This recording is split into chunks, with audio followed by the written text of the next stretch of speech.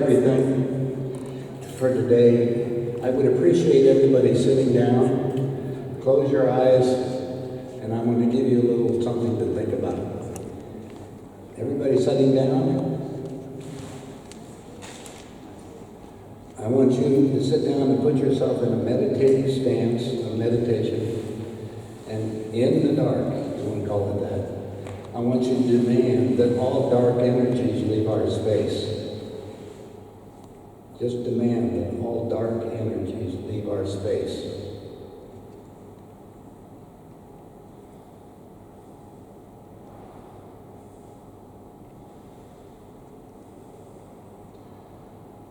Thank you. What happens is, whenever we have a meeting like this, a lot of energies are here to try to manipulate the way you think, feel, act, and what have you. I'll introduce myself again. My name is George Green. I was born in Denver, Colorado a long time ago because I wanted to be close to my mother, one of those things. At any rate, my family was, just so you know history, my family was in the meat business. We processed animals from the farmers all over about 3 states. In that kind of a business, we took a live animal, obviously killed it, and then went through the lines, and then we sold to all the supermarkets, everything, and the government.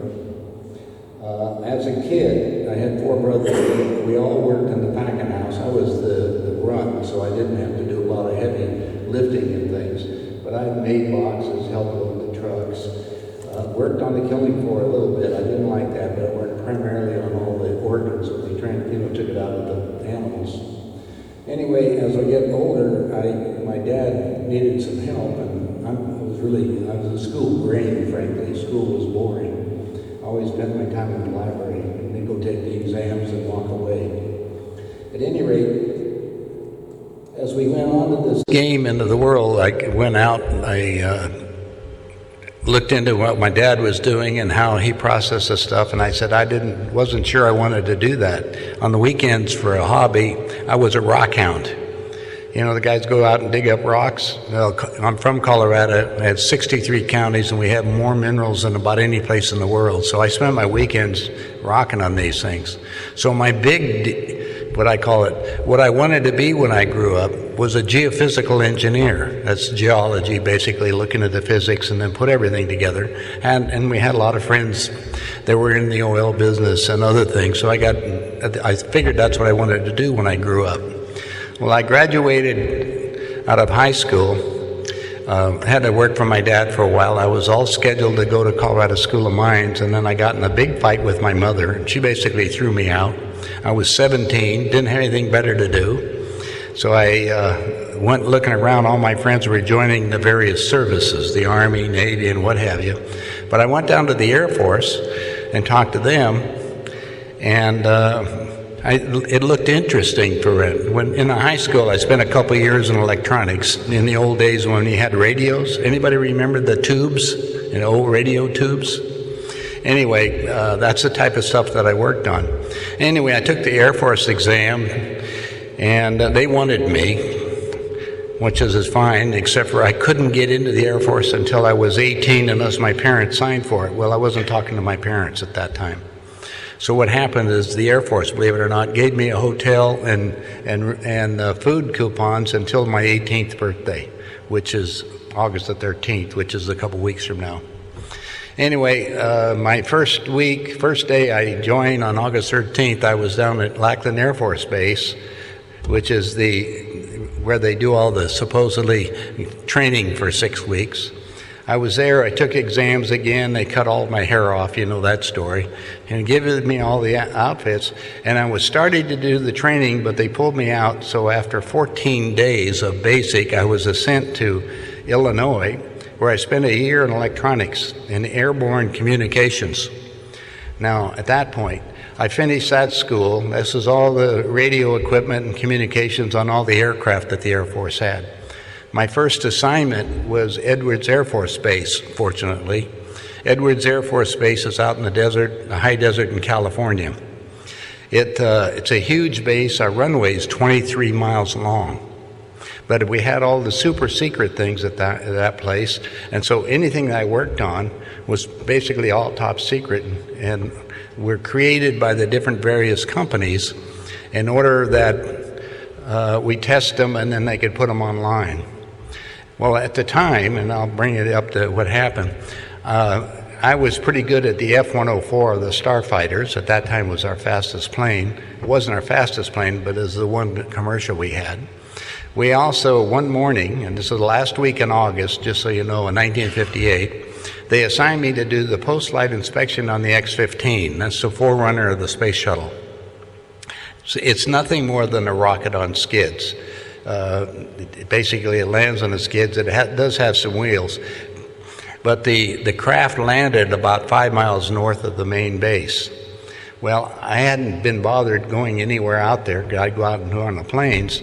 But it was 10 o'clock in the morning the last week in August, and it was 100 degrees. Now, they don't allow us to work on the flight line when it's over 100 degrees because because it's very dry heat and it takes everything out of you. Anyway, my other problem is I was, at that time, 19 years old. You have to understand, at that position, that I'm sitting here looking, I got a Jeep they gave me, but I had to put 25 miles a day on the Jeep to keep it. So by that time, I'd only put like 7 miles on the Jeep, and I said, what am I going to do? I got to have it before I turn it back in because it was 10 o'clock. But there was 2 hangars out there that I hadn't been into. I had all the badges. I was cleared for top secret. So I went out to one of the hangars, walked in, and there's a huge round silver disc. The hangar was about the size of this room, frankly. And the disc was about 30 feet across, totally round and just very unusual, but I've been working on a lot of strange-looking equipment that the Air Force never took. So it didn't bother me, but I said, wow, I want to get more information about that. So when I come back in and checked in, I asked my commander if I could work on that craft. And he said, you saw? And I said, yeah. And what he told me, now remember this is 1958, it was an ion-powered craft designed by Sikorsky, the helicopter people, for use in outer space. Now this is 1958, ion-powered. We've been working on, propeller airplanes, frankly. And we started working at this thing. But I said, oh, this would be really good. So I asked them, I said, when can I work on that craft? And they said, you can't. It's still a civilian project. Now, Edwards at that time had 25,000 civilians on there working for various companies producing the vehicles that we tested, but there was only 800 airmen, and I was one of those. Anyway, he just told me I couldn't work on it. And I said, whatever. But I was getting pictures of all these strange airplanes. So I said, I got to get a picture of that. Well, I went back. I happened to be friends of the base photographer. And I told him about it, and he says, you saw it? And I started to tell him, he says, forget about it. He says, come on with me. So I went over to the photo lab with him, went inside with the lab. I'm looking at all the pictures. Now, I'm 10 feet away from the spacecraft, so I know what it looks like. The 2 dead aliens got my attention, because they were like similar to the movies that you see, the little grays. That's what they look. They're slightly different because the ones that I saw, they had flat stomachs. Most of the movies, or most of the ones you see, they were distended. In other words, they've been gassed up on the inside. Anyway, I was a little upset. Why did my commander lie to me? So I went down and asked him. And the first thing he did was debrief me on my top secret clearance, so I couldn't say anything more. Basically, if I did anything, they could, give me jail time. And we joked about it because at that time there was a $10,000 fine. Well, my family had money. I wouldn't worry about the $10,000, but the jail time bothered me. So I said, I won't say anything more. So I didn't. Within 30 days, they transferred me off the base. They sent me to Tokyo, to Tachikawa Air Force Base in Japan, because I had worked on the F-104s, the Starfighters, and there was a skirmish going on overseas, and since I was the only one that worked on the F-104s, that was my job. Well, the time I got there, that skirmish was all over. Now what do? I'm sitting here at Tachikawa with nothing better to do, so I decided I'll make use of my time. Now, this is 10 years after the war, you have to understand. I ended up going to Stoshibashi University and studied Japanese, and believe it or not, some of the languages and stuff. So I learned a little bit about Japanese. Then I got orders from there sending me down to Mississippi to make an instructor out of me in electronics. So I got down there. I was there for 60 days, and I wanted out of this crazy outfit to go to Colorado School of Mines, the #1 engineering school in the world on earth sciences. They wouldn't let me out, so I contacted my senator friend, Peter Dominic, and asked him to pull some strings in D.C. to get me out. Instead, the Air Force transferred me and put me to Chanute Air Force Base, and I retrained in the Hound Dog nuclear missile that drops some of the B-52. I was assigned to the guidance systems on setting up the craft, so we would send the missile. This is a nuclear missile now. It would go someplace and it would be reading everything in the sky. If another, let's say, another object would come close to it, it would change its directions so they could make everybody confused, and then it'd go back on course until it went to its target. Now, it was loaded with, of course, nuclear material, so I learned about the mechanics of the nuclear energy, if you want to call it the field, and what nuclear explosions can do to people. Anyway, I spent the last 2 years in the service, and the Air Force was a 4-year thing. And when I got out, and this again in August, I was accepted at Colorado School of Mines, so I'm going to there. But the Air Force decided they wanted me because I was one of the few people in the Air Force who's trained on all this stuff, so they extended my service. Now, I love fine print, so I'm in the Air Force looking at the fine print. Over 4, I was considered a career airman. I looked at the details, and as a career airman, I didn't follow under the basic rules, so I applied for an early out on my extension to go to mines, and that's what I did. I got out and went to Colorado School of Mines. Well, anyway, during this period, during this summertime when we had a break at the college, I went down to help my dad in the meat business. Now, when I did that, because I was pretty good on it, he put me in charge of going to the banks and borrowing on our meat that we had sold. I'll tell you how this worked. When we went out and we bought 1,000 head of cattle from the farmer, in the United States they call it the Packers and Stockyards Act. We got to pay for them within 24 hours because we killed the animal. Now, when we processed the animal, we turned around and we sold it to the government under the government school lunch program when they were providing, meat to all the kids that were coming into schools all over the country. Well, we were dealing in large amounts of money, and I knew a lot of the bankers. My dad sent me down on 17th Street, which is the main banking role, to go borrow against my government receivables. Now, that's a no-brainer. When you got the government owing you money, you can borrow money against that. The problem is that you have a 2 to 3 month delay period. In other words, the way the government is, we go ship the product, they have to do all their paperwork, and so 2 to 3 months. But meanwhile, I'm dealing with, frankly, millions of dollars.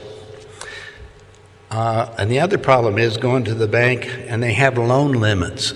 A bank can only loan at that time, based on their deposits, a certain amount of money. Well, I had loaned or borrowed the maximum amount of every bank in Denver, except for on 17th Street, there was one of them that wouldn't loan to us. But the rest of them, I had borrowed the money on the limits. And one day, I'll give you the name, Dan Sebastian, the president of Colfax National, and he says, you got a lot of friends with money. Why don't you have them put their money into our bank and we'll be able to loan you more money? I said, that sounds good, but what advantage is there to that of you doing that? Because I can go out of state to borrow more money. And he said, well, I said, let me look at your books. And at that time, people had $10,000. If you put $10,000 in the bank for 1 year on a certificate of deposit, they would give you a new TV set. And they paid you 5%. I looked at the bank's books and I found out that they spend about 3% of their income on advertising. In other words, you get a full page ads to tell you what bank. You see them today when they go on TV, and all the banks, that's all advertising. And I said, I have a better solution for you at the bank. I said, you pay me the 3%, and we'll put all the money in the bank that you want. And he said, how are you going to do that? And I said, that's my business. Anyway, what happened is I had agreed to put, I'll give you an illustration, $5 million into the bank. Well, they would pay me 3% of the $5 million. That's $150,000. Now, you're my friend, however, and you wanted to get in on the action. What I did was wrote a check to you in advance for 2%. The bank paid you 5, I gave you 2. That's a 40% increase on your money with absolutely no risk. I did not control your money, it was your money. The only thing is, all of a sudden, you were a loudmouth and you were telling all your buddies how to get another 2% on their money with no risk. So I had people calling me from all over. Well, also, at the same time, I'm looking at the bank and seeing how they made their money. If I put in $5 million, they can loan out $50 million, 10 times that. And at that time, the banks were loaning money at about 8%. 8% on $50 million is $4 million a year. They would make on what? $150,000 investment with me. It was a win-win thing, you understand? You, as my fellow buddies, making your money, you got that 40% increase, and you didn't have to do anything. Everybody was sleepy, everybody was happy. The problem become, and at the end of 1 year, because that's the longest that you put the money in there for, I would call the bank to get the 3% again to pay you the 2% to leave. If the bank wouldn't do it, I would just tell you to move the money into another bank that did do that. So what happened is, if I pulled the $5 million out, there's only 2 things that could happen. Either the Federal Reserve come in and took over the bank, or FDIC liquidated. FDIC is a Federal Deposit Insurance Corporation because they were insolvent. Interesting. So I became very powerful. This happened all over the United States because I had bankers calling me, I had people calling me, and I had millions coming into my office. In fact, the Federal Reserve advanced an extra $1 million to me by mistake one day. And they come, 2 guys in their black suits come walking in, and they said, we need some help. And we gave you an extra $1 million. Well, I didn't know it. I mean, if you saw my bank account and all the stuff running, we just checked it. So I said, it's not my money, I'll give it back to you. So I signed some papers and gave it to them.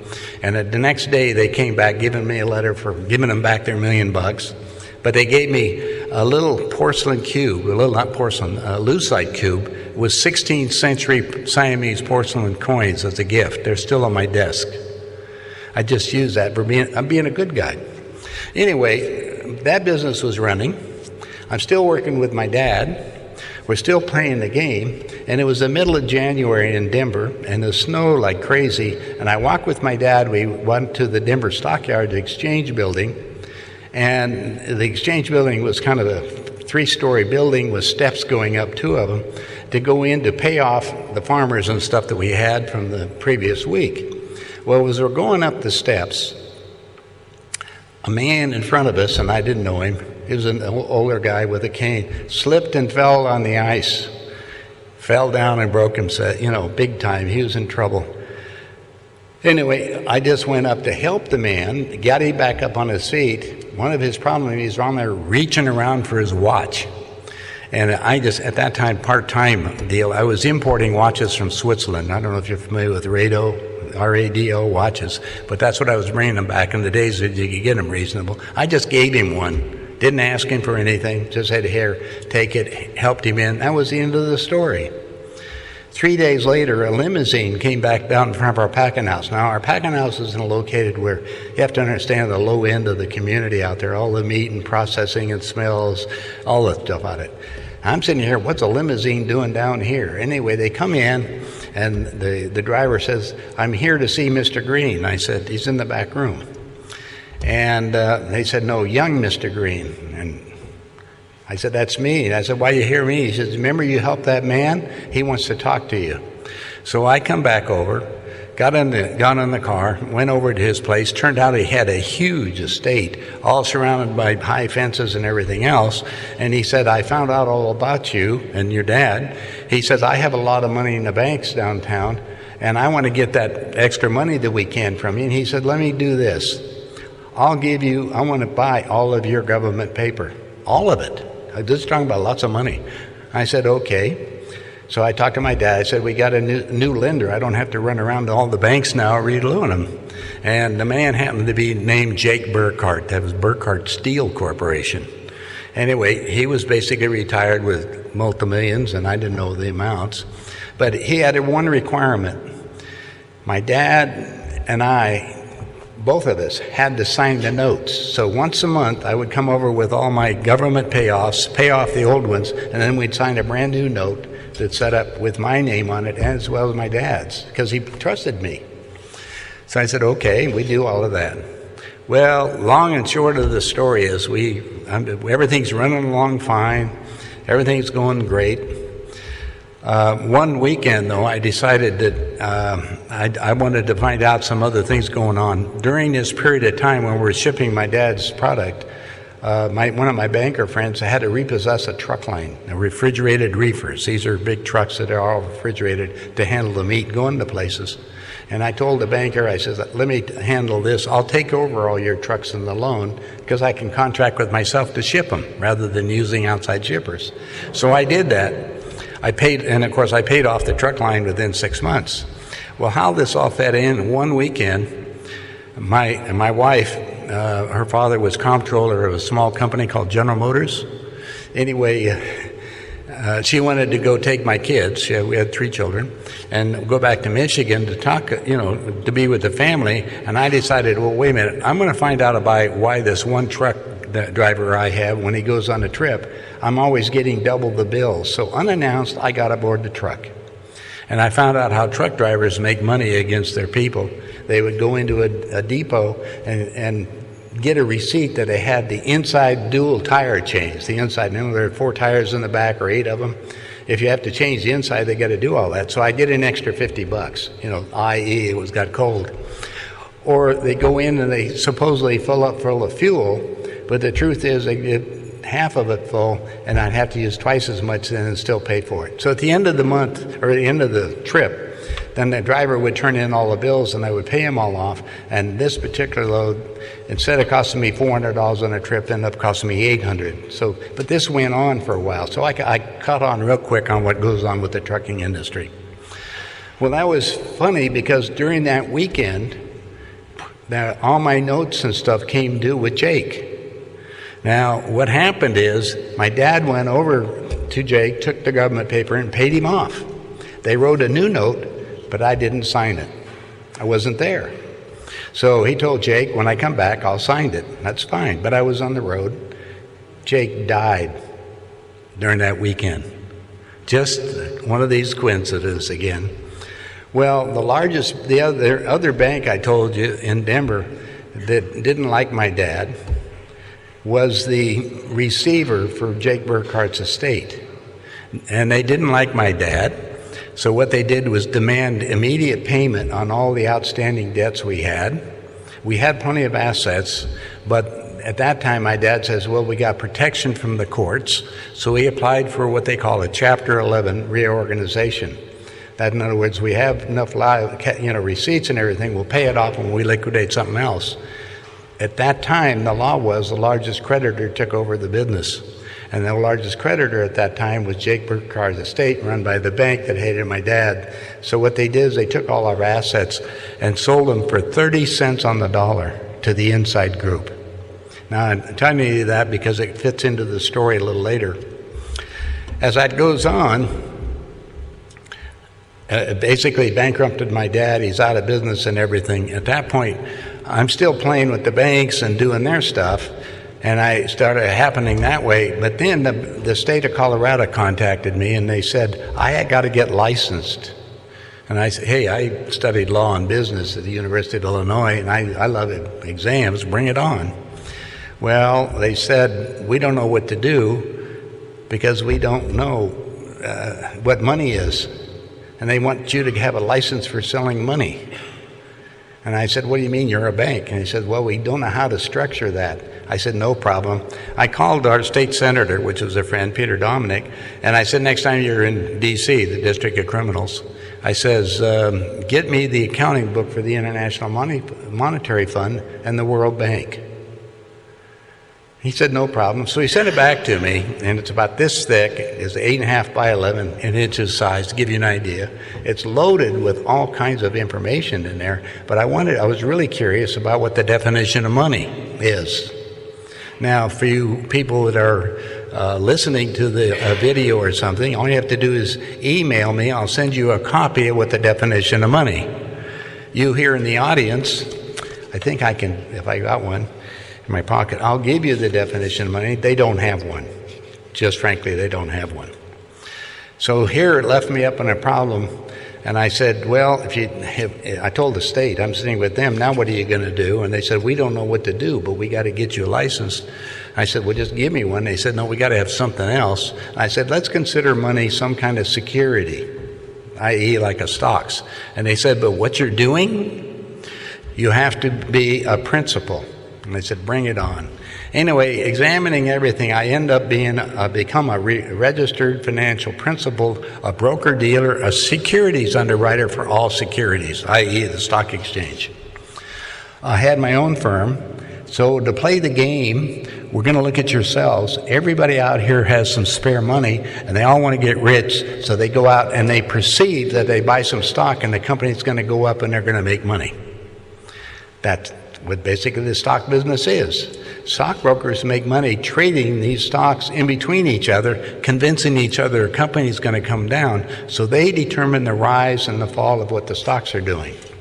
Well, this is well worked, and I had a lot of broker friends in Denver because they loved me because I had companies and I analyzed them to make sure that they had some potential into a profit so the people could actually share in it. I mean, either that, that's just what happened.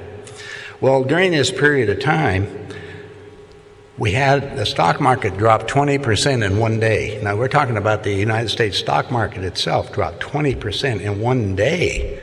One of the requirements of an underwriter, you have to maintain a market. In other words, if you had stock at that time and you had to cash it in, as the underwriter, I had to buy it. The only trouble is I knew what the company was worth. I'm doing with all the numbers on it. And I didn't want to expose my family to that kind of a risk with this crazy deal going on. So I decided I better check this out. So I called my other broker friends in Denver, and we had a big meeting. I said, we're having money, we're making money, we're brokers, we don't care. It's the people just investigating or investing the money. But I said, I recognize this is a huge Ponzi game. In other words, it just keeps going on. I said, I can't do that to my people anymore. So I shut my firm down. Also, all the rest of the brokers did that I worked with in Denver. And the following week, the United States Federal Reserve put 8 members on the floor of the United States Stock Exchange, and they call them the Plunge Protection Team. There's 8 members, and they can manipulate the market. Now, let me tell you how that works. 5 minutes before closing at the end of the day, they can order 100 shares of stock. Maybe 1 million shares in the company, but that will determine the price of that 1 million shares with just 100 share buying. Or you can sell it. So when the market collapses, or whatever it's doing, the Federal Reserve's job is to pick it up. Well, I don't know if you remember this, but there's 30 stocks in the Dow Jones. The Dow Jones, they got rid of, when the stocks collapsed, they got rid of all the stocks that were selling for less than $10 at that time. Now, at that time, and I joke about this, U.S. Steel, which was our largest steel maker at that time, was one of the stocks that the price went down to like $8. And they decided to replace it because they could get steel cheaper from other countries, so they replaced it, but they replaced it with Disney, entertainment industry, into a Dow Jones Industrial. To give you an idea how crazy it was. Well, they replaced, like I say, a numerous amount of the stocks. Now today, they have the S&P 500. Once a month, the end of the month, they'll get rid of 4 or 5 stocks of companies that are broke because they don't want them to drop down. Everybody knows about it, so they're manipulating the market there. The next thing is we got everybody out here that wants to retire. So, and I'm sitting in on the meetings a lot of these things. So what they today decided, and I'm sitting with insurance company people at that time, they wanted to have you buy insurance because they invested in real estate at all. But their calculations, if you look at the policies, are 2.5% to 3% return on your money when held to maturity. Now the maturity date, if you're, the average age of deaths at that time was about 68 or 69, so they would calculate their figures based on that. Meanwhile, all of them, and they do that today, leave out the wild card. The wild card is one word: inflation. Do you know how much it's cost you in the last year, the increase in cost of goods? Yourself. I'm going to give you one of the little tricks in the game, and this bothered me a lot. It's called the banker's rule of 72. It tells you at what interest rate, divided into 72, how long it takes to double your money. So if you got 3% into 72, it takes 20 years to double it. Well, the wild card was inflation. Inflation goes a heck of a lot more than 3%, doesn't it? It goes maybe 7 to 10%. Well, 10% going into 72, that's 7.2 years. Money will double. It also, the reverse, the purchasing power will be cut in half. It'll take you twice as much money to buy the same object. And because of the labor, the unions and everything, has set up a certain establishment of cost per hour supporting you from a business standpoint. Make any sense? You understand, we have to look at it. We're paying on a load game. All in the United States, you were allowed to set aside so much for your retirement, and it went into these funds. They call them pension funds, which the only thing a pension fund can do is invest in stocks or bonds. And the bonds they could buy were cities that wanted to sell a bond to produce the money and stuff for them, or stocks. Okay, so we got two different variations of it up here. The trouble is, in the United States, a lot of cities have filed bankruptcy. A lot of the stocks have gone down the tube because they don't tell you which ones they had. And meanwhile, it's very illiquid. Some of the retirement funds today that are still existing in the United States have cut their retirement benefits wastebound, and they have all left out the wild card because there's no way you can insure against inflation. How can you do that? How can you tell what it's going to cost next year to buy the same item? Because you got the distribution of goods. Well, as I'm playing these games, and I'm playing with the big money, of course I'm being brought to the attention of the people that really run our country. And what happened is I was invited to a private meeting in Aspen, Colorado with my two daughters. I took them up so they could go skiing. Aspen, I built a house in Aspen. It's kind of unique. Everybody here is kind of, loaded with money, frankly. Anyway, I walked in there and the world leaders were there. And I walked in a room and I said, what am I here for? And they say, we would like you to be the finance chairman for the election of the next president. I said, president of what? They said, president of the United States. And my ego, president of the United States, I'll be the finance chairman. That's kind of a good thing. And I said, well, my next question is, who's going to be the next president? And they said, Jimmy Carter. I said, Jimmy Carter? They said, well, he's the Democratic governor in Georgia. I said, I've been voting Republican. Paul Volcker walked over. He's chairman of the Federal Reserve. Come over and he put his hand on my shoulder. Son, don't worry about it. We control them both. Well, I knew that. They control all the money. So we're sitting here playing the game of the money. It's controlled by the Federal Reserve. Who controls the Federal Reserve? Now you start looking at the mechanics behind the so-called secret societies, and you find out the Federal Reserve is a private agency. There's no federal, there's no reserve, and it's nothing.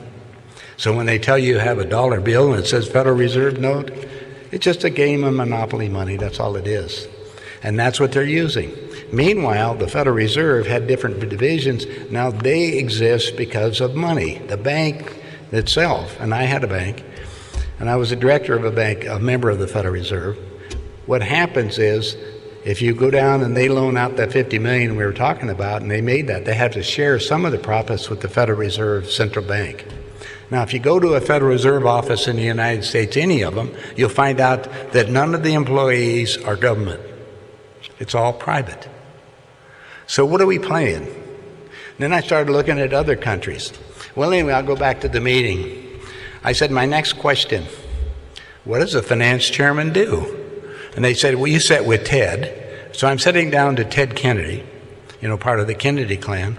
And Ted said, George, you're going to have a good time. We're going to send you out to the state Democratic functions, and you're going to, for the party. And he says, I know you're going to be doing good, and you're also going to meet some real foxy ladies. I'm not worried about that. But just then, one of these coincidences, or one of the things, my daughter walked in. On the other side of the room, Ted looks at her and he goes, "Wow, I got to go to bed with that." And I said, "No, you don't. That's my daughter, and she's 14. His response to me was, "I don't care." I was livid. I really was. I didn't know what to do, but I decided just to shut up and not do anything. So I got up, I went across the room, I'm talking to Pierre Trudeau and his wife. Pierre at that time was the Prime Minister of Canada. Pierre and I were doing okay, but I'm sitting down looking at his wife, and right next to her was a little half cigar box, these little ones full of white powder. And something hit me at that time.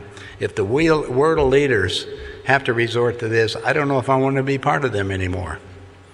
So what happened, I said, "Look, I just started this $100 million project," and they said, "Don't worry about it, we'll put that on ice." For 2 years, this is 2 years before he became president. I said, "Well, okay, who with?" And they told me, I said, "Well, you can do that." But I said, "I got to think about this." So over the weekend, I sat in on the meetings what they had planned for Jimmy Carter to do and what they have planned for the United States. Now, Jimmy Carter's one of his first actions was to get rid of the Panama Canal. Now, part of the meetings we were discussing population. Henry Kissinger said our number one problem on the planet at that time is we have too many people. There was about 6 billion people. And we can't sustain all this. I says, "Where do you getting all your figures? We can all sustain this, we can build this," because we all look at our local things. And he says, "Well, we can't. We've got all of our research. We have a company in D.C. It's called World Watch Association. You can pull it up on the internet right now." Anyway, they gave me the details and said we're increasing the population at that time by 250,000 a day. That's 2.5 million people every 10 days. Now, if you're a company, you're going to be forecasting what it's going to take to provide everything for the people. In other words, your food, clothing, and all that. And you're going to calculate that on a corporate basis. In other words, the big companies keep running to keep people so we all have our clothes and what we're doing. So anyway, after I go looking, I said, well, we ought to be able to do better than that. So before I give an answer, on the weekend, I want to see what's going on. But anyway, during the weekend that we had going, they were talking about what Jimmy Carter had to do. And number one, he had to get World War III started. And he had to do that in the Middle East to follow the biblical prophecies. Because it said we're going to have Armageddon. And it's going to start in where? The Middle East, in Israel, which was created in 48. You understand, it didn't exist as a country till then. Anyway, they said when we're going to hit that with our neutron bombs, the city, that'll begin World War III. Now, neutron bombs are atomic bombs. We got a bunch of the old ones. But right now, they had a bunch of new ones, and that will keep the buildings intact but get rid of all the people. During the meeting, they were discussing on how we're going to identify people that they want to, and they were all talking about putting chips in people's bodies, and I stopped all that. I said, that's malarkey. If you're going to kill all the people and they're going to be laying in the streets, you'll be able to go down and take their chip to have a new ID. So they canceled all that, and they reprogrammed it so the United States right now, in case of a national emergency, they're going to make the people go to the post office and register, and they're going to get a new, what they call federal ID, which will have the chip in it. It'll have your picture, your fingerprints, and right now all the doctors in the United States are required to send all their medical records to the Central Clearing Agency in Kansas City so they can keep track of everybody. Now, because of the situation and the workers, most people work to at least 44 to 45 years old. If you're in the military, you usually join in that same thing. You have 20 years in, you get to retire. What's that? 44 and 45. So in the United States, we have an enormous amount of people right now that are not working because of the retirement. And what are we all complaining about? In the United States, the military is complaining because the hospitals don't have any money, the VA doesn't have any money, and the retirement benefits. Meanwhile, we have a mass amount of people in the United States now that are living off of pensions, which are all stocks and bonds, but there's no money there, and it's reversing and it's taking it all down. A lot of the pension funds are going broke now, so the people's retirement accounts are going away. So this is affecting not only us, but because of other things, and I'll bring this up to date on international companies. When the Federal Reserve got super wise with me, they notified every bank in the United States not to do business with me. Now, I was independent cuss, right? I didn't work for anybody. I was just my own thing. I'm working for you guys. So what happened is I said, okay, there's another analysis to this program. So I moved all of the money that I had into the savings and loans. In the United States, the savings and loans were the lenders for houses. If you bought a house, they had a 25 or 30-year mortgage on them at that time. Or the VA gave you whatever it was, all set up on it. But we needed somebody to finance the mortgages on long term. Now, they're very predictable. You don't have a short-term business loan, which is good for 6 months or 2 years. You got long-term stuff. Anyway, I was out in California with the CEO of U.S. Life Savings and Loans down there, and she said, look at my books and see if you can help us. I said, I got a solution for you. And I went down there, I'm going to pool 1,000 mortgages, take 1,000 different mortgages, and put them all together in a package. And I said, I have one problem that I haven't got addressed yet because I want to protect my investors. I really can't figure out the exact value on 1,000 mortgages. Now, it sounds simple, but we got 1,000 mortgages. They all have different principal amounts. They all have a different interest rate. They pay a different time of the month. They do all kinds of stuff. So you have 1,000 of them, and you have some of them paying off early, some of them doing all kinds of things. So how would you determine the value of that? So anyway, I flew to New York, sitting with my buddies, and I said, I need a problem. And one of the guys raises the hand. He says, we can make money. We'll help you. I said, how are you going to do that? We'll insure the package. In other words, they'll put insurance on it so we can establish the value. And they were a big company. I said, okay, great. Well, in New York, they're all money grabbers on there trying to figure out other ways.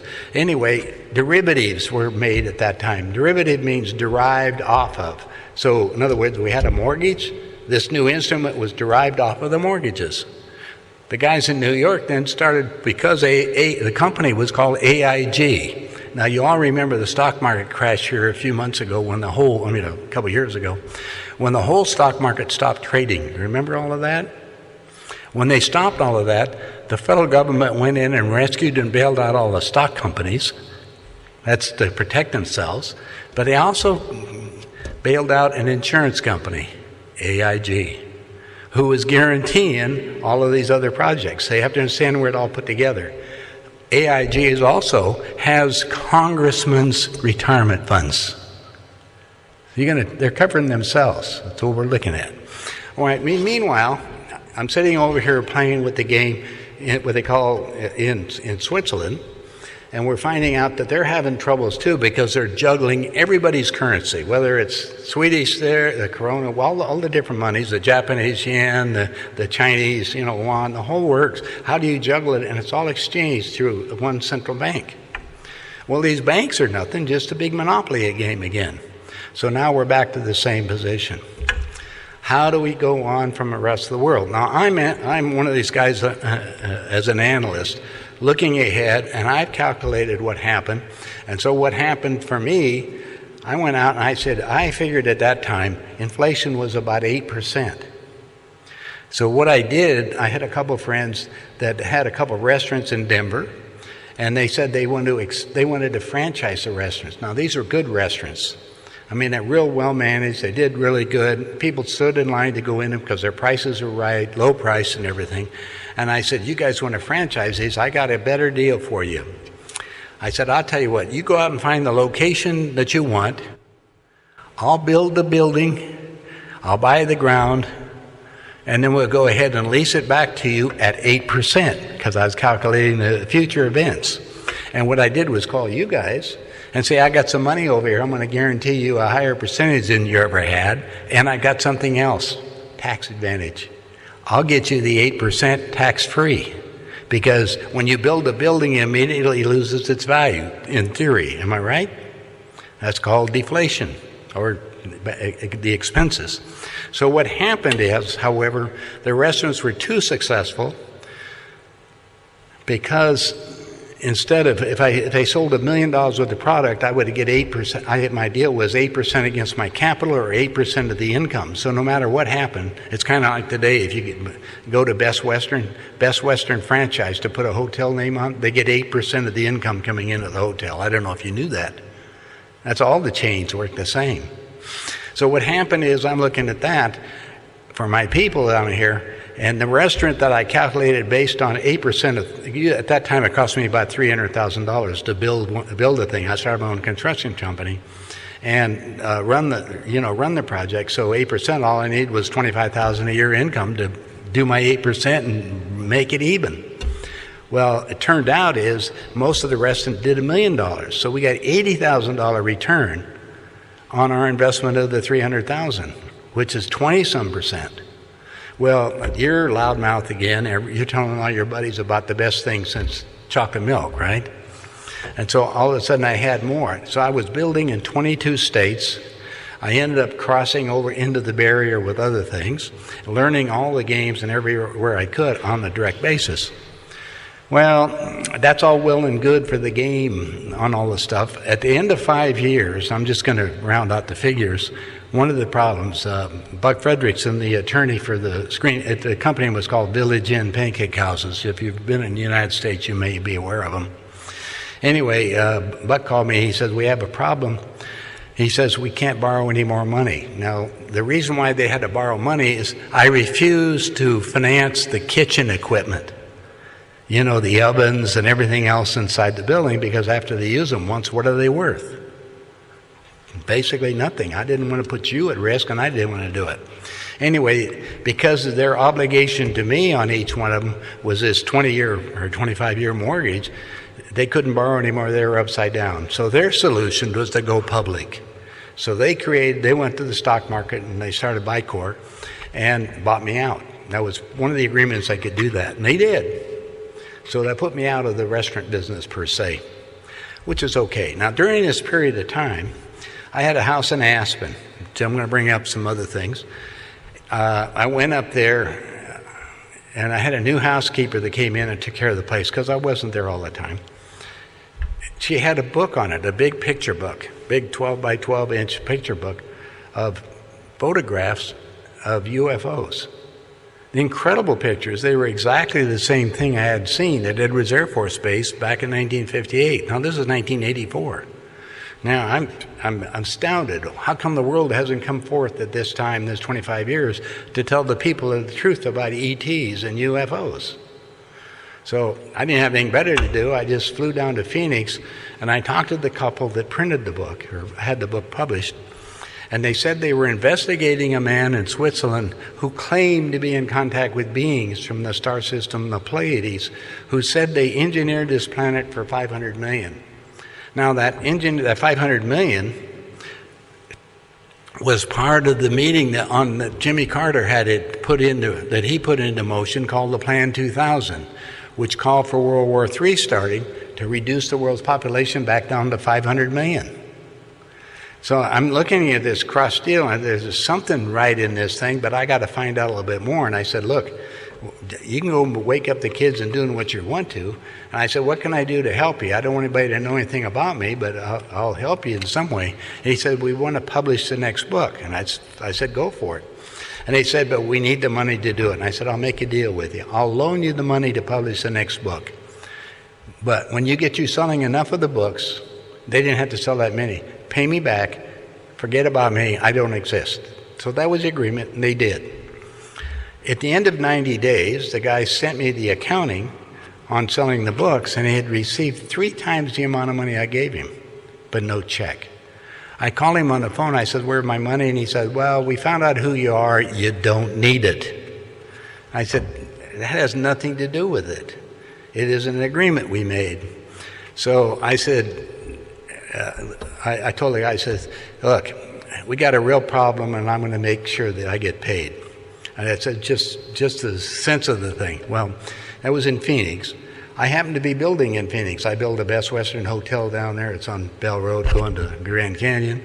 I had an inverted pyramid office building on Central Avenue, and I built, of course, 3 Village Inn pancake houses down there. And we had all kinds of stuff going on. So I just went down there. I had my attorneys file suit against them for the recovery of the money. Meanwhile, I had so much documentation. It's kind of like what we're doing now. I wanted to find out for self what's really going on. So my wife and I grabbed the next plane. I flew off to Zurich, Switzerland, unannounced, without anybody knowing I'm coming. And I rented a car. It's about a 45-minute drive outside of Zurich. knocks on the door, and a young lady answered named Bruni. And I said, I'm here. I said, I'm putting money into a movie that you're being made. I put money into publishing books because I think your information should be given to the world. And they said, well, maybe so, but Billy's not talking to anybody. And I said, well, you tell him the buck stops here. I said, I can do what I'm saying. You go in and tell him who I am. Come back 10 minutes later, and she said, Shirley MacLaine was here 2 months ago, and she promised to help us, and nothing has happened. I said, well, I guess there's nothing I can do. I'm going to head off to Innsbruck tomorrow. And I said, where's the closest hotel? We checked into the hotel, and next morning, knocking on my door at 7 o'clock was Bruni, handed me a 2-page message from Quetzal, who happened to be the Palladian commander of the project. They come down here for a few years in physical reality with stuff and working with Billy on some other things. Anyway, they invited me over to the compound, and frankly, for the next week, I got my mind blown. Everything I thought I knew about this planet is based on a lie. Everything. Because we look at things, I showed some examples a few minutes ago, some other stuff, but what's happening is, how many people in here look at the moon? When you look at the moon, why doesn't it turn? You ever think about that? It's always looking at you. How does it do that? And where did it come from? And we've been sending up stuff to the moon, not the original ones. Brian O'Leary's an Apollo astronaut, who's a friend of mine. And he moved to Ecuador. Anyway, his friend was Buzz Aldrin. We never went to the moon, the one that they showed you on. As you probably know, it was a movie done in England. You can actually see a lot of the stuff that's going on that's happening. It's not that we haven't been there since, and we've had the capability of doing it based on the alien craft. Now, remember I told you that ion-powered craft? We retro-engineered off of most of that stuff, all the technology we have today, i.e. the chips and everything else that's going on. The things that you're walking around with, it was all taken off of alien craft. So we're not that we haven't modified it, and we played around, we got some pretty smart people that's sitting out here playing the games. So I looked at all of that, looked at the plane that we have on here. Anyway, I'm sitting back with Billy, and I said, Billy, you've given away the worldwide rights to your story to these guys down at Phoenix who I'm suing. So I have a problem, but I said, I think I can take care of that. I says, your contract. Now, I'm sitting with the extraterrestrials. They could care less about our contracts, but I made an agreement with them to publish the material that's coming from them. Well, while I was with Billy, prior to that, he and a Greek priest were taken to a tomb where wrapped in resin was the original writings of Judas Iscariot. Who was Judas Iscariot? He was the scribe to Christ. So now all of a sudden I'm reading the documents. They were identical to the information I'd received when I was 14 years old. One of the friends of the family was Dr. Walter Moyer. He was on the team of doctors people that dug up the Dead Sea Scrolls and other stuff. He come back and he said the story they tell you about Jesus is basically a lie. He said, not that a man didn't exist, but his name was never Jesus. He told me this when I was 14. Well, I'm looking at Billy Meyer's translation of this book, and they call it the Talmud of Emmanuel. Emmanuel, if you have a Bible today, Matthew 1, verse 20 through 24, they'll show you different versions. They'll all say his name was Emmanuel, but they may have spelled it different. So anyway, they do all that. I said, these documents had nothing to do with the Palladians or who was in contact with Billy over there, but it was part of the game. I said, I'll tell you what we'll do. We get back to the States, I'll see what I can take care of it, because at that time I had a house in Beverly Hills, and my attorneys out there were the attorneys for the Screen Actors Guild, or SAG. I figured if somebody could break a contract, they could. So I went out, the company's name was Dern, Mason, and Flown. I walked into the office, Dern, and I said, I've got a problem. I want you to break a contract.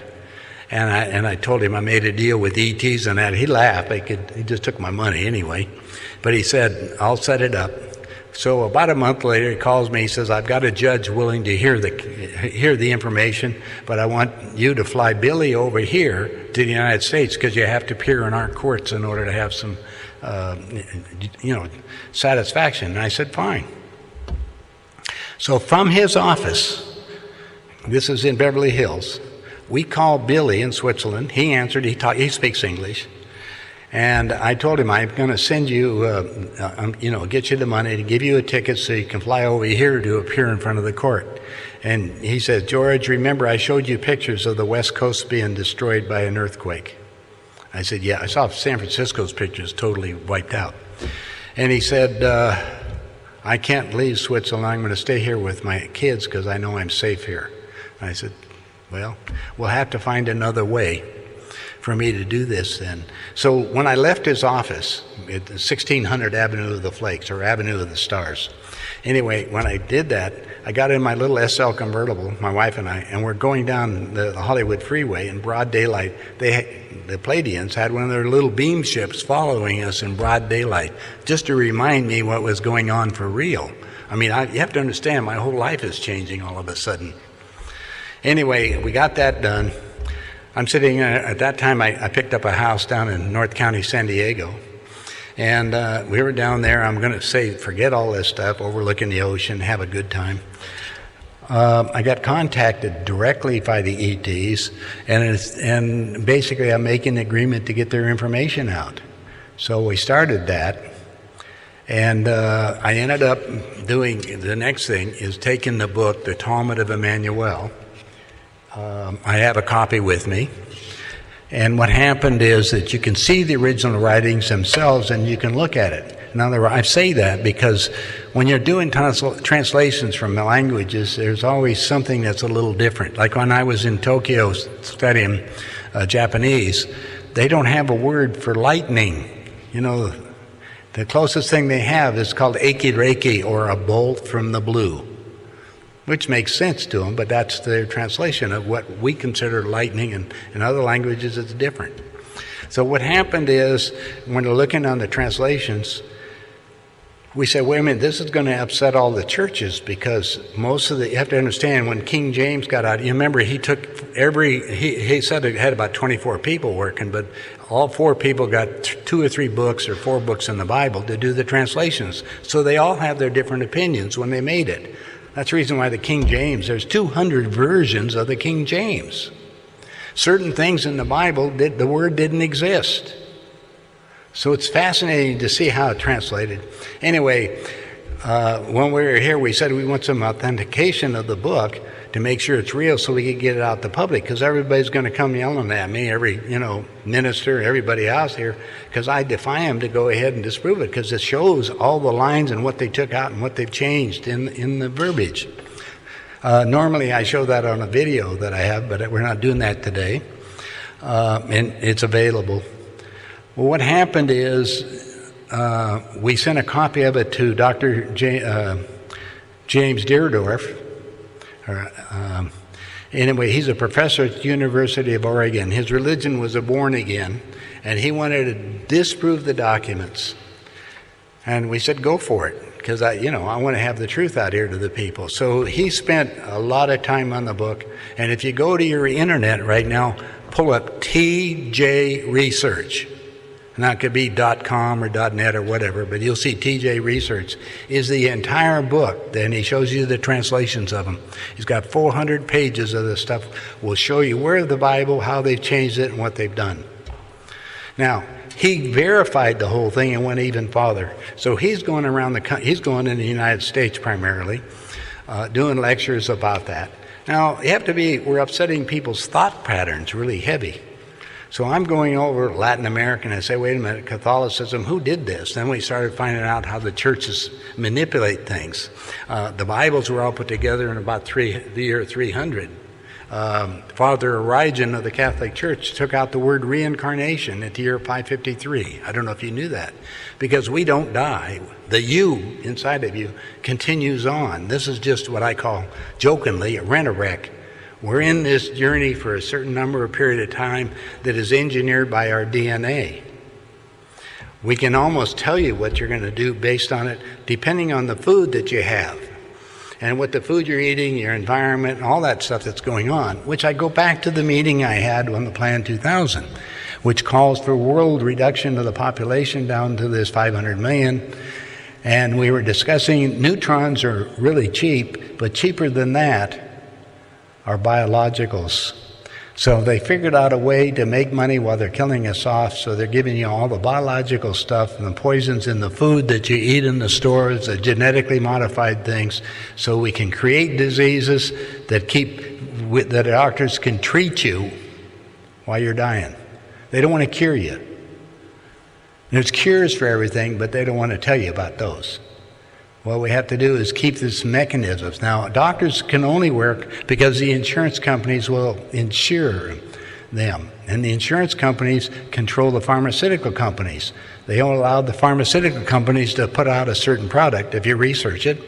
And they'll consider so many deaths, and that's part of the premium, so they know how many people is going to die because people are experimenting with us. We're just a big experiment. Not a good picture, is it? So now we're sitting back to the next thing. As I'm sitting down here with the Plan 2000, which caused the war to get started in the Middle East, I had to get prepared. Now, that's the year 2000. So when you see the 2000, in the year 2000, they hit Iraq. Iraq was our buddy. Remember, Hussein was given all the money, equipment, and everything to go after Iran at that time, because at that time it was all over oil. Now, I got in the oil game. I still own an oil well. It still makes it's crazy because we need fuel to run it. We don't have to. This last week before this conference, I was at another conference of about 200 of scientists from all over the world creating what I call free energy devices. So we have the ability to run your cars without having any use of any of the fuel. We can use water. Other people will talk about that later. We can do other things because water's chemical formula is HOH, two gases, hydrogen and oxygen, right? So we can put these two together. They can convert those to energy, basically over unity, and when they convert back, we have other fields generated, plasma, and there's all kinds of energy stuff, again, that we can utilize today. But again, the companies won't make any money. Oil companies then get all this stuff. They've been breathing on us, and the executives take all the money now from companies. Executives take a $25 million a year salary or something off of what? Guy sitting out here my son's a nuclear physicist and a senior engineer with Bechtel, which is the largest engineering company in the world. 6 weeks ago, they canceled his job in Canada because of the oil industry. He had a job up there for Bechtel for one of the Indonesian companies on a $12 billion project. They just canceled it. So my son had to lay off all the engineers. They come down to Houston, where he's based out of. He come back to Houston, he called me on the phone. He says, he's a senior engineer. He says, I still got a job, but I don't know what I'm going to do at this minute. He says, they're going to find a place for me. Then he told him he had to lay off the engineers down in Houston. So you've got a bunch of engineers out of work right now. Well, 5 weeks ago, he called me on the phone. He says, they've given me a new job, but I got 30 days to get over there. And I said, what's that? He says, I have another $8 billion project, but it's in Indonesia. So in the last 5 weeks, to give you an idea how it's affected me, he's left Houston. He's in Jakarta, Indonesia. And of course, he's not only is he a nuclear physicist, he really understands the petroleum industry and what's going on. So he's okay. I don't care where he's at because they're going to keep him. It's a talent. But in the Plan 2000, it calls for elimination of everybody over age 44. Remember the retirement ages we were talking about?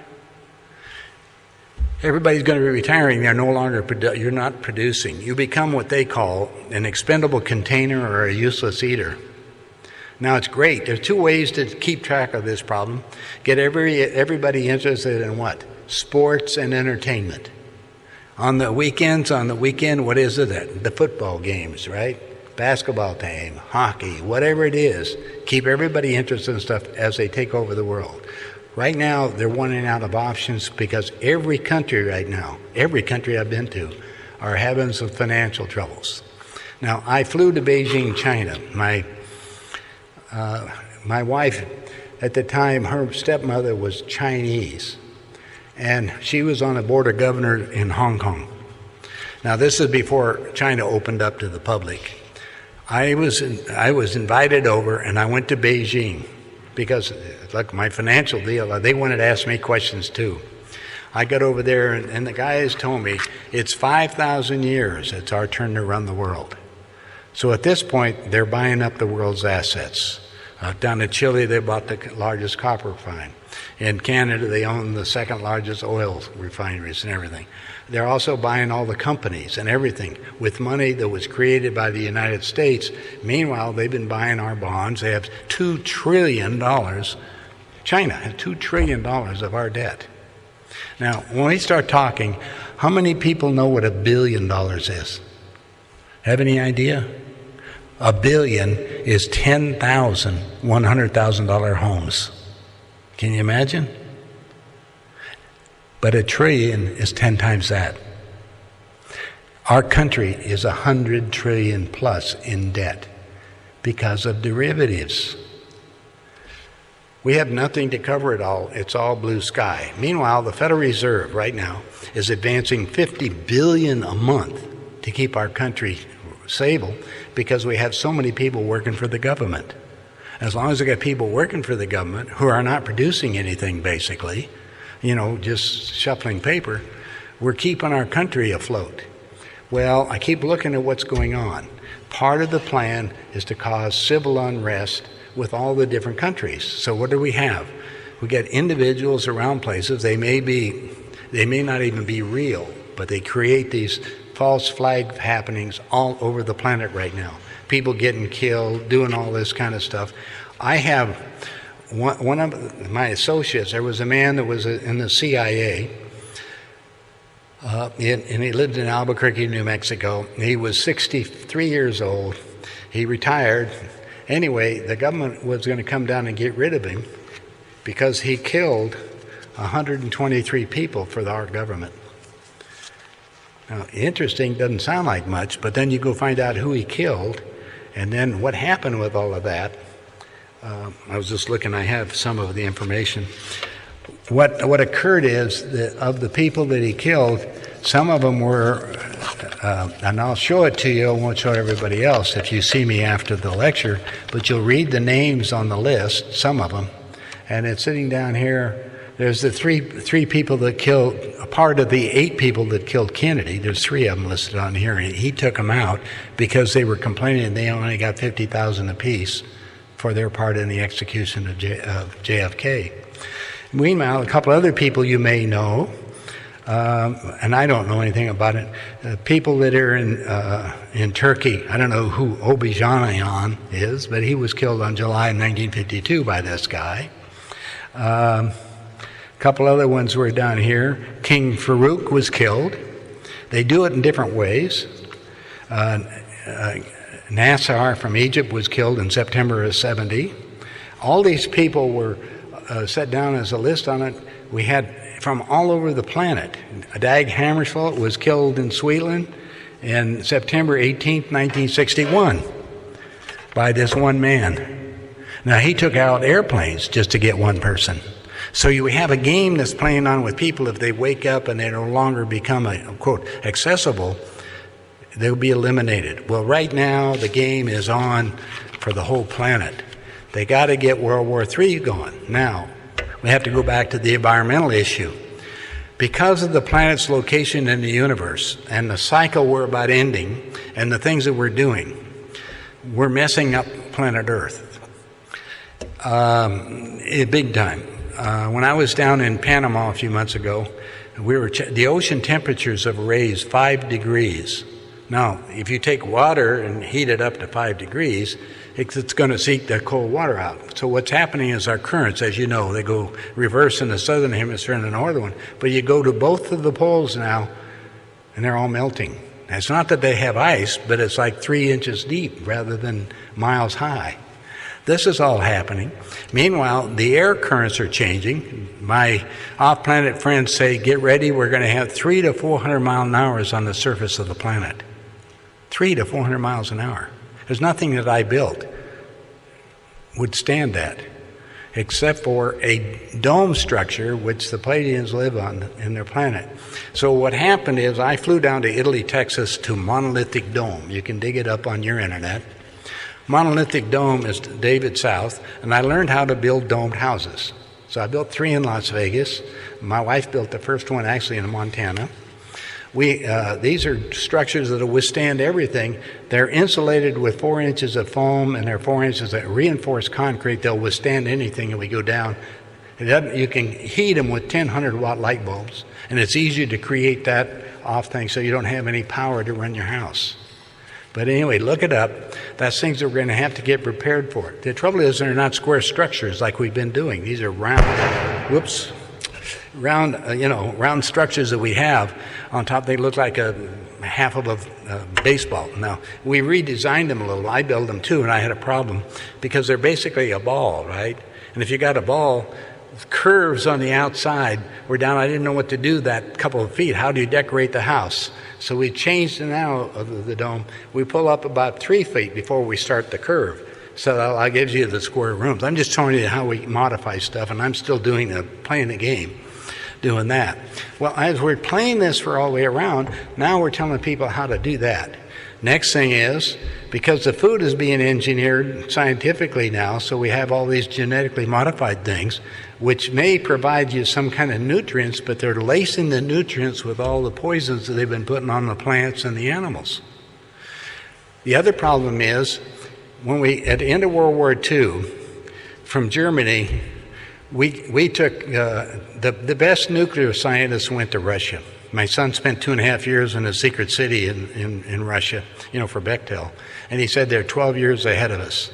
Right now, Russia has 3 nuclear submarines on the west coast, 3 on the east coast, and 2 in the Gulf of Mexico.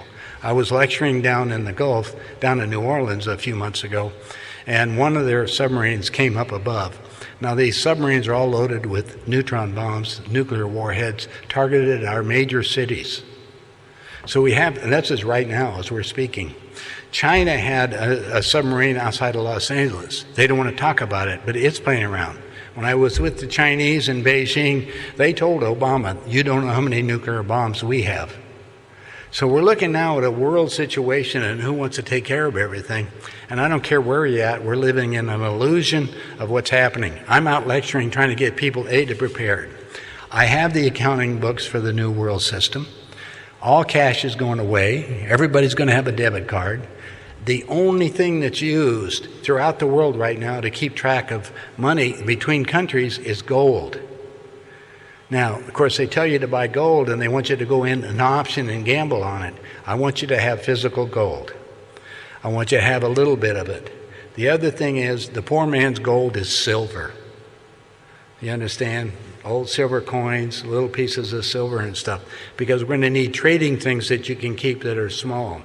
The most valuable stuff, of course, is going to be food. Myself, I've moved away from the major cities. I don't live in Denver anymore. I asked the ETs where to be living, and I had a lot of choices. Brian O'Leary, the Apollo astronaut, ended up moving down to South America, and he invited me down there in Vilcabamba, and it's a small valley in the middle of nowhere.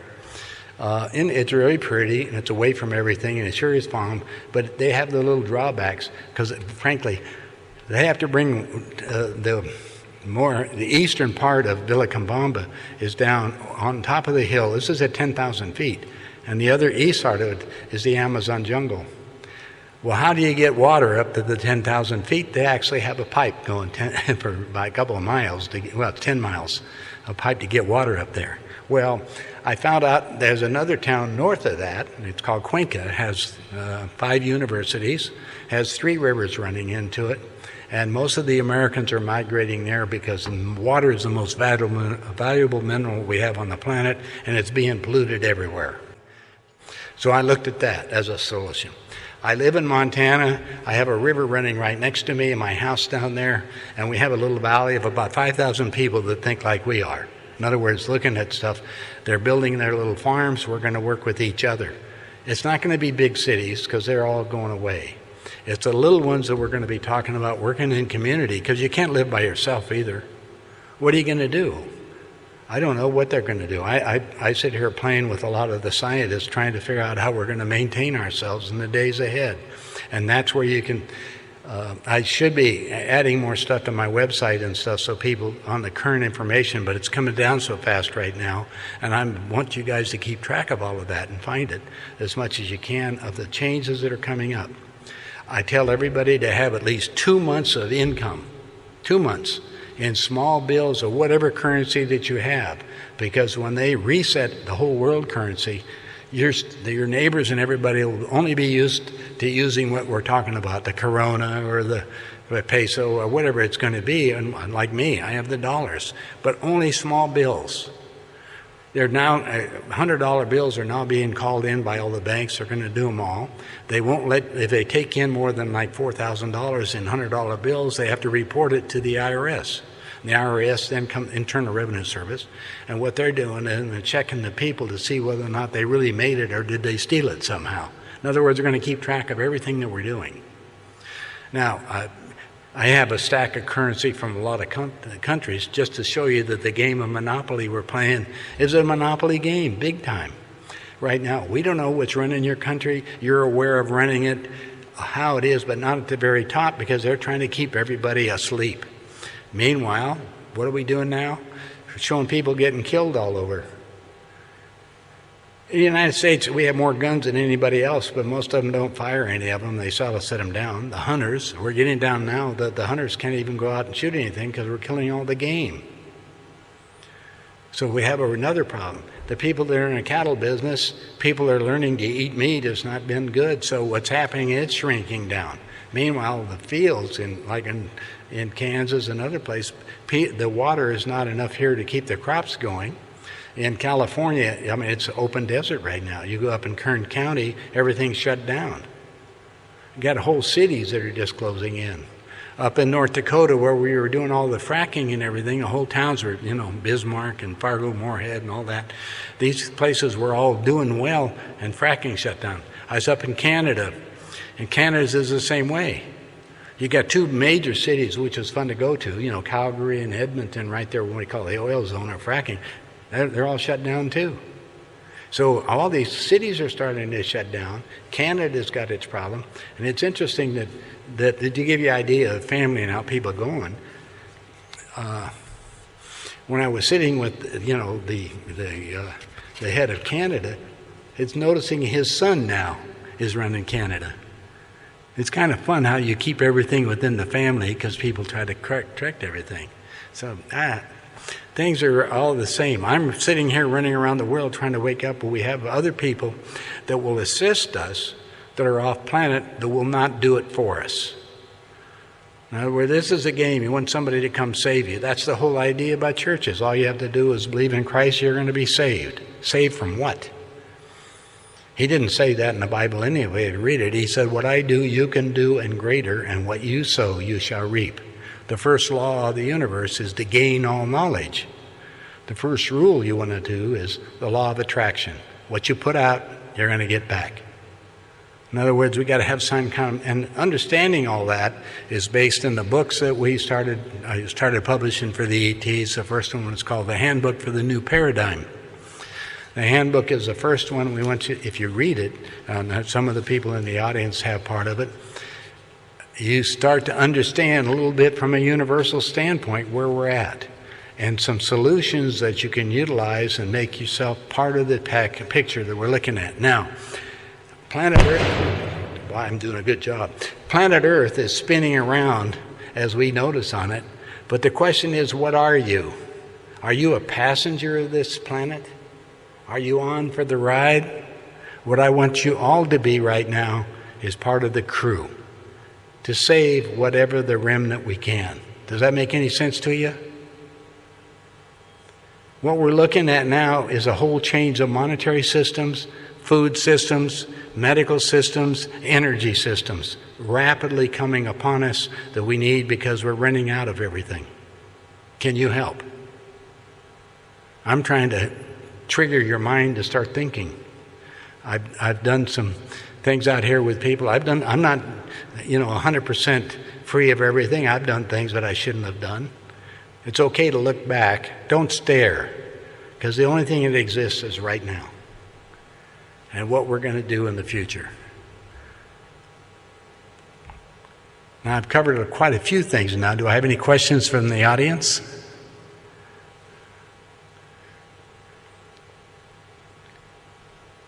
We'll all have a meeting later if you'd like to talk to me on the basis. Thank you.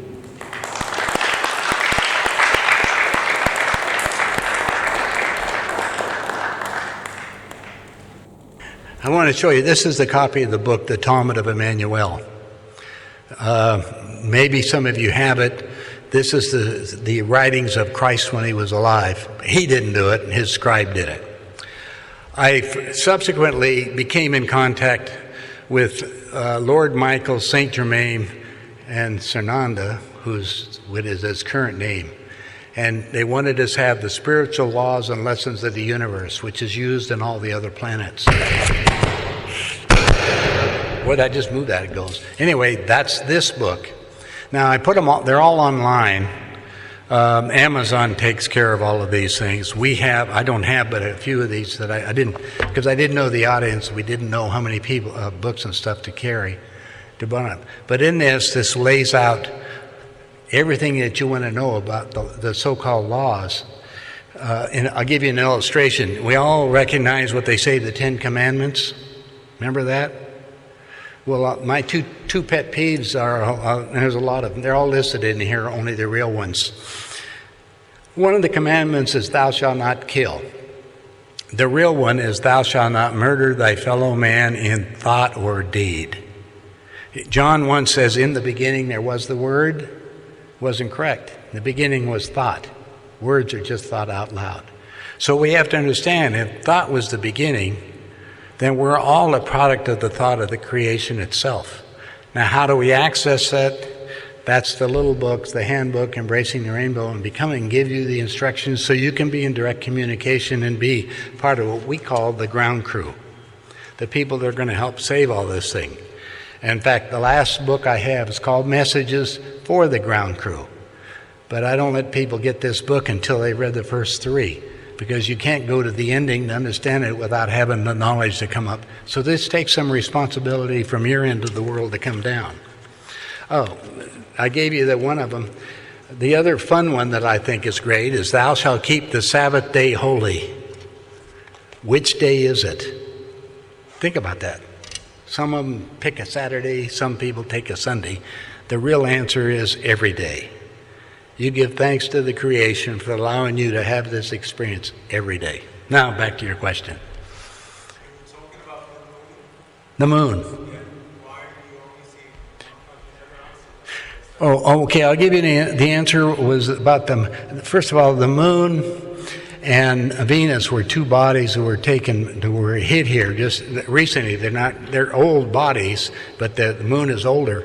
And they were designed because of our planet exactly to provide us what we're talking about, the waves, the treatment, everything else to have it. It's an energy flow, but they were an object that was not originally set up here. It was on one of the cycles we had they called it the Destroyer, a comet that came by and two bodies were connected with it. Prior to that coming by, we had one planet in this system.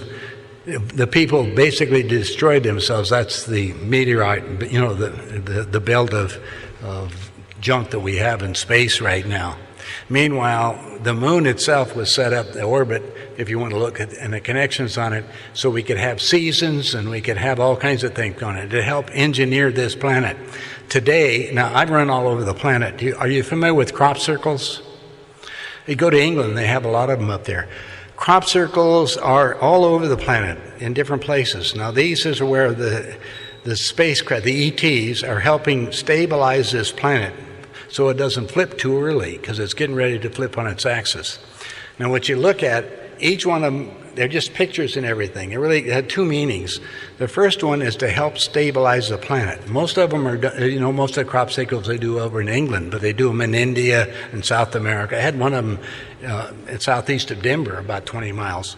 But they're everywhere at certain pivot points to stabilize our planet. Now, this is what's coming down. We're due for the planet flipping on its axis again.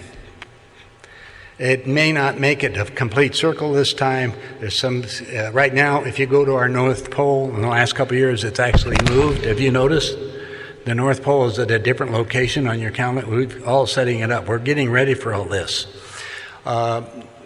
It's a possibility when that so-called destroyer or this comet or whatever they call them, that it's coming by, as it's coming through, may generate enough force to flip us off again prematurely. The ETs are concerned about it. They're not going to do anything. They can assist, like I say, they're stabilizing, and there's a possibility that may go by, but meanwhile we're going to have massive earth changes on the planet. Massive ones. The whole West Coast going. Currently, I just got notification by September another earthquake's going to occur in California. Now that's 6 weeks away, which may wipe out Los Angeles, which would be okay with me. But anyway, I'm just telling you, this is all happening. And also, there's earthquakes that are occurring. Another one in Ecuador is due in the next 2 weeks. And that's only because the guys down there, when I left, I had a phone call down to my friends in Cuenca and the geologists, and they're having 6 earthquakes a day right now. Remember, and people don't know this, Ecuador has the tallest mountain in the world down there. You go down there and look at it, it's a long, thin country, but it's all set up. Meanwhile, when they made the earthquake the last time, we had 200 miles of whole front, where your beach houses and everything are all gone down there. This is just from the last earthquake. Well, we don't keep that in the news story because you don't relate that back to you. Well, you come back to the United States, you come back and you start looking at, wait a minute, you go to New York City and the water's going up like 3 inches. In another couple of years, they'll be all underwater. And the same thing that's going on in the Gulf.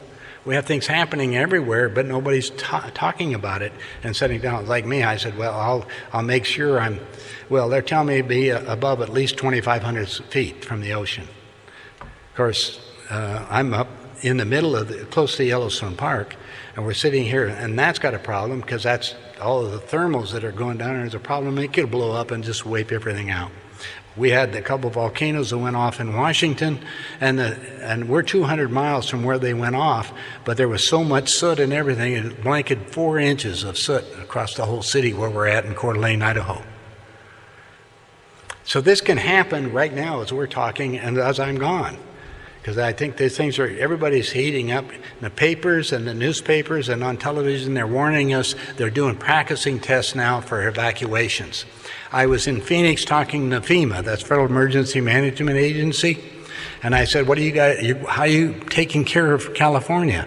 I said, how can you? You don't have any water down here right now, it's just desert. And he said, we're prepared to send up tent cities on the border. And I said, tent cities? Yeah. He said, we can't be able to take them either. And I said, well, it doesn't make any difference. I-10, people can't get on the highway right now. It used to take me 15 minutes to go from Los Angeles Airport, LAX, into my house in Beverly Hills. It takes me 2.5 hours to go. It's only 12 miles away. There's so much traffic. The highways are, 20 deep. You got lanes from all different directions, and the people just kind of gradually go down there. It's crazy. So I don't like going there anymore. So I'll be glad when all of California goes, frankly. So it's just happening, and that represents 20% of the population in the United States. We're now looking, when I travel around the country, where to be, and I look at states that have, and what's the advantage of them, and why are they there, and how we created all this mess. And so at that point, I can share with you what's going on, as much as I'm aware of, and I'm trying to keep up on a daily basis the earth changes at this second, because they're going to be affecting us more than anything else. The change in the weather, has the weather changed here? Yes, very much so. Where we are, it's changing drastically. Right now, the day I left, this is 3 days ago, in Minneapolis and in Kansas City, the temperatures were 120 degrees. 120, that's Fahrenheit. You can't hardly exist. Remember, when I was at Edwards, they wouldn't let you work over 100. So you can imagine what's going to be happening. You go out now, when I was talking, I have a place in Vegas. I was talking to the guys last week, and it was 131 degrees. 131, nobody goes out. People don't know that 20% of the houses in Vegas right now have been empty for some time. They don't let you know about it. So they keep the illusion you're going. And it's of course, the Mecca thing, because everybody loves to gamble and they provide you entertainment. Most of the owners of the big casinos have moved to China, because China loves to gamble. So that's what's been happening. But even that's coming down. I mean, they give you rooms almost there just to get people, especially during the week. You can get a room at the luxury hotels with everything down there for $40, $50 a day. We're getting hot. Pardon? We are getting hot in Germany. So we have several days of floods all over. Yep.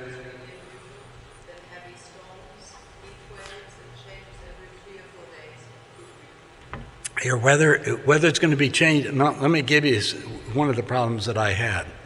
One of my friends was the part of the team that were exploding the nuclear bombs that we had at the end of World War II, experimenting on nuclear, and down in New Mexico.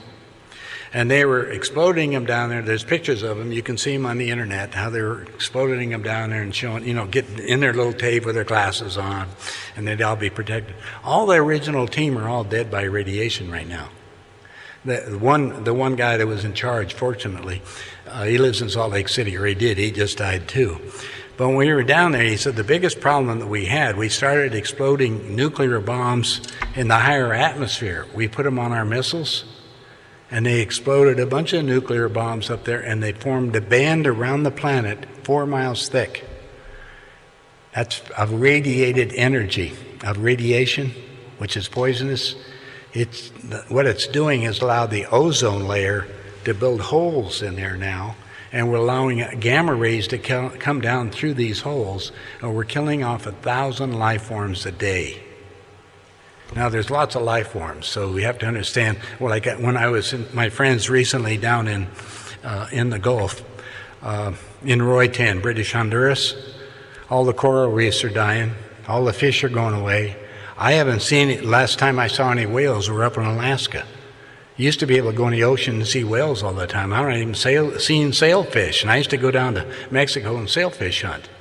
Everything's going away, or they're being modified.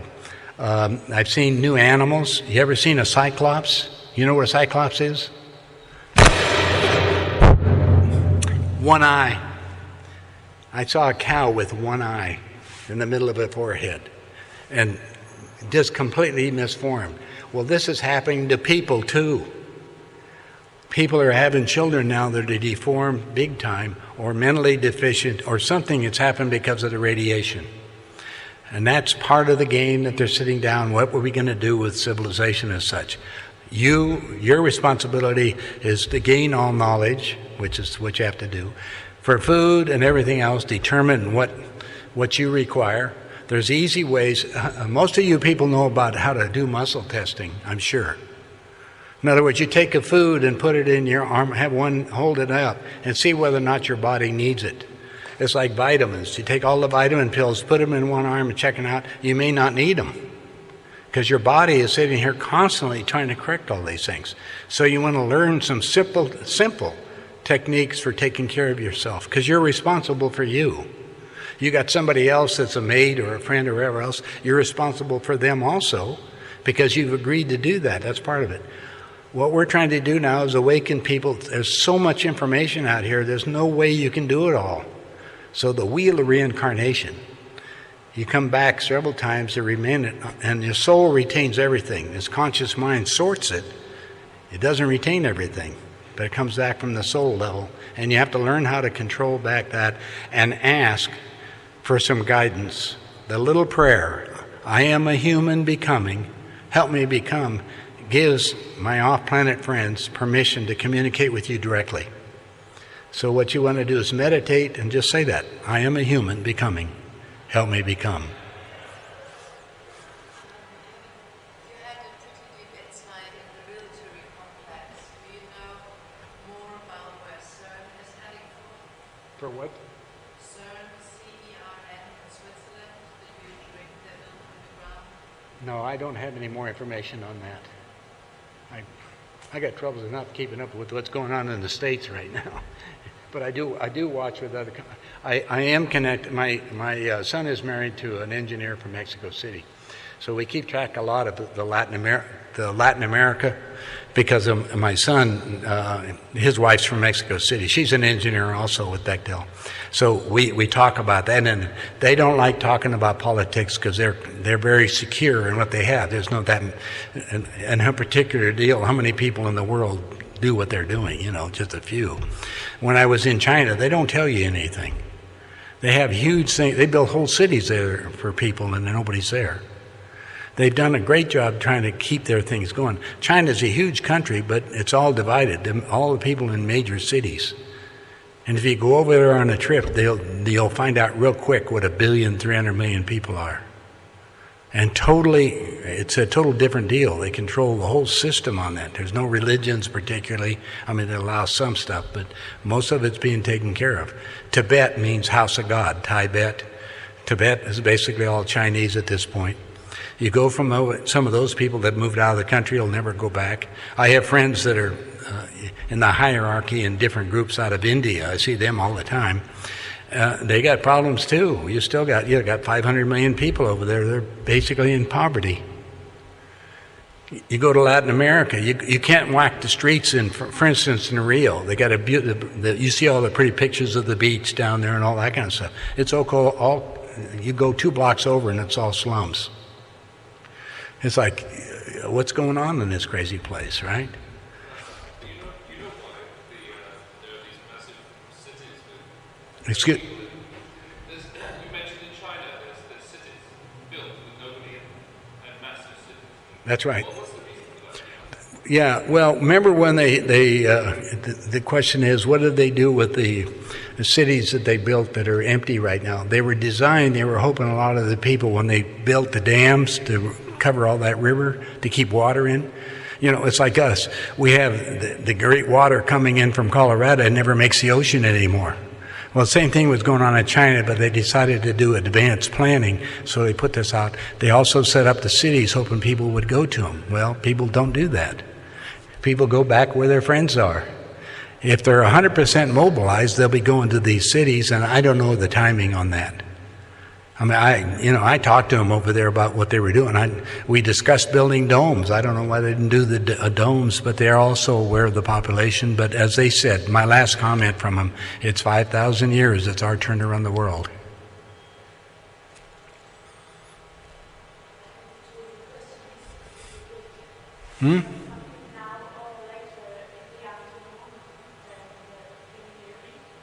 This afternoon we can do something? Is that what you're saying?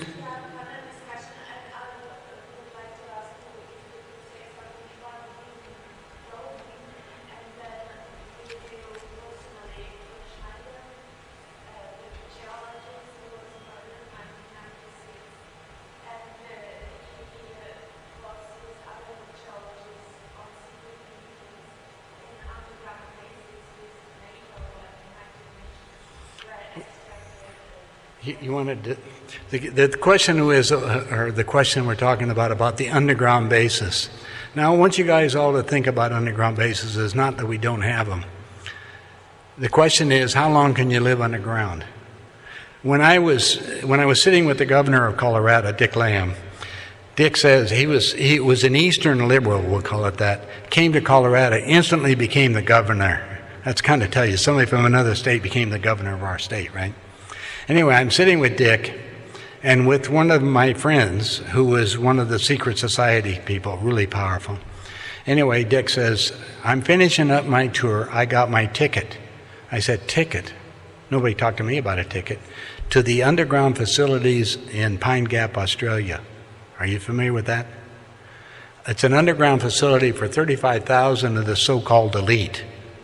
The only problems are, right now, and I talked with them, these are cities that were built 30 years ago. What do you do with 30-year-old equipment? Where are the spare parts? How do you keep it going? And so what's happening, we have a lot of underground cities, but the biggest underground ones that I know of still have problems producing water, electricity, and all that, because the equipment they have is old equipment to come back up to base. And how much time? Now, my sources are telling me that when we get this thing going, we're going to have 3 days of darkness. That's all predicted. We're also going to have no sunshine for probably maybe 1 to 2 years because of all the pollution we're putting in the air. So the question is, and they don't even know at this minute, is this going to be the ending of the cycle for this planet? In other words, are we going to be another Mars? Because Mars was inhabited. And so now we're back to all these challenges that you and I both have, and the reason why I flew over here to be with you. Big challenge tomorrow. We're going to have a meeting, you say, this afternoon later, or come on up here. Would you want to speak to these young people?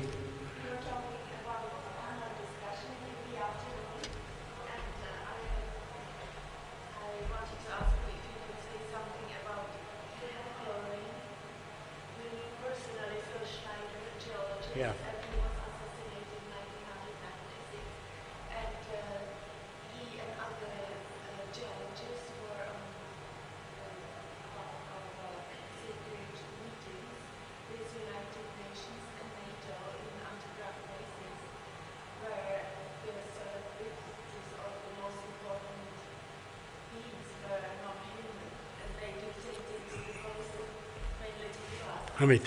Okay, the question was for later, so we get the meeting. They wanted to talk about cloning. Cloning, that's artificial. As you know, we make animals that are clones, but we're also doing it with people. One of my friends was the doctor that treats the clones. Clones are soulless beings that think, and I'll go into more of that later. Also about what happens and how they're replaced and that type of thing. It's a fairly simple method to doing it, but it's hard to believe that we have people that are walking that are soulless beings. Just so you know, stress breaks them down so they don't live very long. So they may be replaced 3 or 4 times. But we're going to talk about that later. I think, and I want to talk about the other things, the underground bases and the extraterrestrials' involvement with some of these. Now, the ETs, the ones I'm involved in, said, look, this is your game. We're not going to do anything for you. Some of the ETs are the dark energies. That's the reason why I asked the dark energies leave our space, because they're multidimensional. They can be here and next minute be standing here next to me. So the question is, we want to have nothing but good guys, the ones that allow us to take on the responsibilities for the days ahead. And that's what I'm here for. We want to have somebody left, or my job, I want to be taken to another planet where we can continue our thing in balance, because everything has to be in balance. Planet Earth is out of balance right now. I'm going to quit.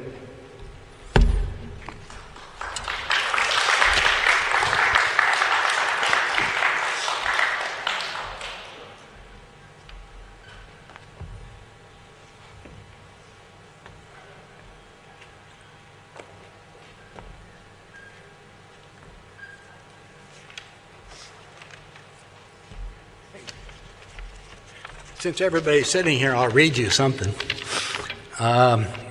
This is out of the Spiritual Laws book, and it's called The Creation. Because we talk about what is the creation, right? So I'm going to read it to you. It says, we are pleased to bring understanding and clarification on what is creation. This is a challenge because if your language of communication has not the words for describing the concept of creation.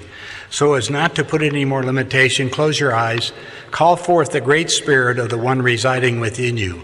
Listen and continue with the divine presence within.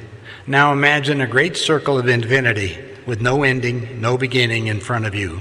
This will represent the creation. Now imagine that this circle is a great movie film without ending and without beginning, but moving on, creatively on, constantly unfolding the unlimited potential of the creative will. What we will now do is pause a frame in the sequence of this ongoing film of no time and no space, no ending and no beginning. The creation represents fulfilled and yet unfulfilled creative potential. Creation is the totality of all it is, which in your human perspective is all that has been and that all is to be. Now keep in mind the laws of balance, intent, attraction, and allowance are the same universal laws of order and logic. So then, how can the creative potential realize and unfulfilled? Through the great spiritually perfected being, which brings the potential of that which represents a creation into coalescing of matter, such as planets, stars, animals, plants, and animals. Now you have one great spiritually perfected being, which is the mind intelligence of your galaxy, which we call the Father, Mother, Creator, the thought of creation made manifest. The reason we are one with the creation is that this thought has fragmented itself, this great spirit, to allow the unfolding creative potential unlimited varieties of experience. Thus each human, each angel, each being, which is created and fragmented of the creation, is a unique creative potential filled reflection of aspect of the great mind of intelligence, the thought of creation. So we have the creation, which represents the great sacred circle of infinity without ending or beginning, which holds the fulfilled and unfilled creative potential of the totality that all it is. Then we have the mind intelligence, the thought of creation, and since we are all part of the creation, hence the truth, we are all one. You see, since most of you, especially those who have believed that various human doctrines in your religious institutions have been programmed to be dependent and not take responsibility, and since you've been programmed that somehow you're separate from your Creator, learning to take personal responsibility seems unnatural and frightening to you. Why? Well, you recognize the truth that you have created all within this manifested illusion. It can be a bit overwhelming to your conscience to realize that you've also contributed to the disease upon your plane and yourselves. There's no one else to blame anymore. Personal responsibility means that taking action to balance the unbalanced, to bring love where there's hatred, to bring harmony where there's chaos, to bring discipline where there's disorder, and to bring peace where there's war. Each one of you will open your own door to the spiritual power of love within you when you start taking responsibility for all deeds. Each one who harmonizes and balances brings the light of balance and harmony to the pool of mass consciousness, so it eventually will no longer be a cesspool of darkness and despair, which it now is. Please recognize that you each represent with you the mind intelligence for unlimited spiritual creative potential. There's much joy to be part of this potential. Let go of the illusions of separation from creation and attachment to the physical and emotional aspects of this limited plane. Be responsible for what your job is to clean up before you and spread the word of truth. Your journey must be for the highest and best good for all of mankind. Make sense?